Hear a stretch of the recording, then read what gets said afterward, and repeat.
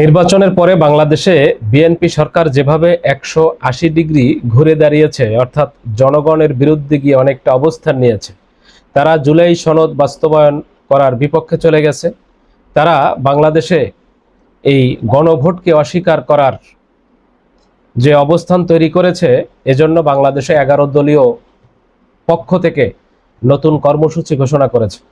তারা 7 দিন ব্যাপী একটি কর্মসূচি ঘোষণা করেছে। আমরা দেখেছি বাংলাদেশে যেই বিএনপি সরকার বাংলাদেশে জনগণের সাথে ওয়াদাবদ্ধ হয়ে জাতির সামনে হাজার হাজার লক্ষ লক্ষ মিডিয়ার সামনে সারা দেশব্যাপী সারা বিশ্বব্যাপী মানুষের সামনে অর্থাৎ সাক্ষ্য রেখে তারা যে জুলাই সনদে স্বাক্ষর করলো, বাংলাদেশে গণভোটের ফলাফলের অনুযায়ী এই দেশে সেই সংস্কারগুলো করবে, বাস্তবায়ন যেগুলো করবে, অথচ তারা এই জাতির সামনে ওয়াদা করে, তারা লিখিত পরিত স্বাক্ষর করে এখন তারা এই জাতির সাথে প্রতারণার পথ বেছে নিয়েছে।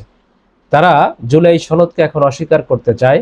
তারা বাংলাদেশে গণভোটের এই অধ্যাদেশ অর্থাৎ এই যে রায়কে তারা বাতিল করতে চায়। তারা নিজেদের সুবিধার জন্য এখন এই জনগণের স্বার্থকে জলাঞ্জলি দেওয়ার জন্য তারা উঠে পড়ে লেগেছে। যেখানে বাংলাদেশের 4 কোটি জনগণের উপরে গণভোটে হায়ের পক্ষে রায় দিয়েছে, যেখানে বাংলাদেশের সাধারণ জনগণ তারা সংস্কারের পক্ষে, তারা আওয়ামী লীগের বিচারের জন্য, বাংলাদেশে পরিবর্তনের জন্য, নতুন বাংলাদেশের জন্য, যেখানে গণভোটে হায়ের পক্ষে তারা ভোট দিয়েছে। এমনকি এই তারেক রহমান বর্তমান প্রধানমন্ত্রী, তিনিও বাংলাদেশে নির্বাচনের আগে গণভোটের পক্ষে তিনি ক্যাম্পেইন করেছেন, তিনি হায়ের পক্ষে নিজেই ক্যাম্পেইন করেছেন।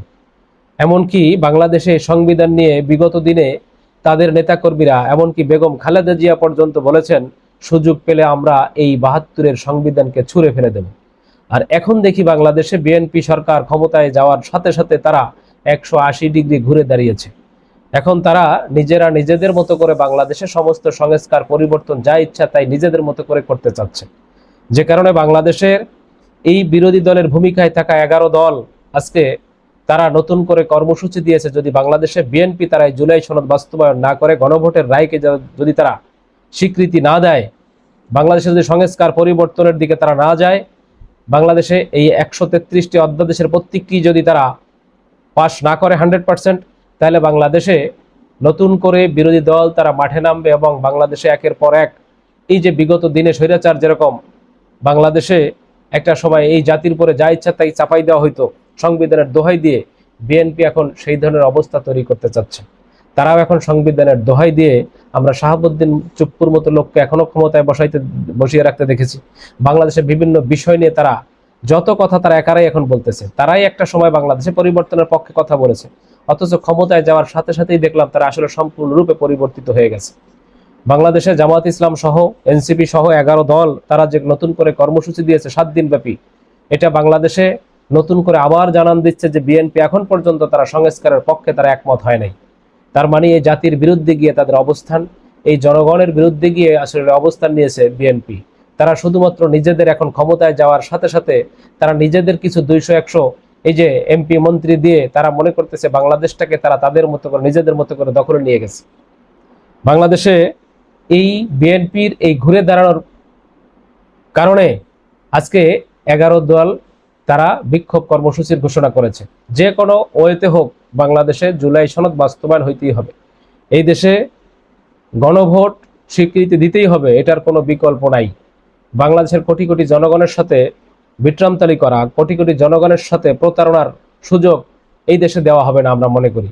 কারণ বিএনপি যদি এই ধরনের বড় ধরনের ভুল করে, তাহলে সে আওয়ামী লীগ যেভাবে বাংলাদেশ থেকে পতন হয়েছে, বিগত স্বৈরাচার যেভাবে বাংলাদেশ থেকে পতন হয়েছে, এই ধরনের ভয়ঙ্কর পতনের দিকে কিন্তু বাংলাদেশে এই রাজনৈতিক দল বিএনপিরও কিন্তু সেই ধরনের পথ চলা সেই দিকেই হইতে পারে। কিন্তু যে কারণে তাদের এই ভুল থেকে ফিরিয়ে আনার জন্য বাংলাদেশে বিরোধী দল কিন্তু নতুন করে তাদেরকে আবার জানান দিচ্ছে যে আপনারা যদি সংস্কারের দিকে না আসেন, সত্যের পথে, জনগণের পক্ষে, দেশের পক্ষে, ভালো কাজের পক্ষে যদি আপনারা না আসেন, এই দেশের জনগণ কিন্তু আপনাদের বিপক্ষে রাজপথে গিয়ে নামবে।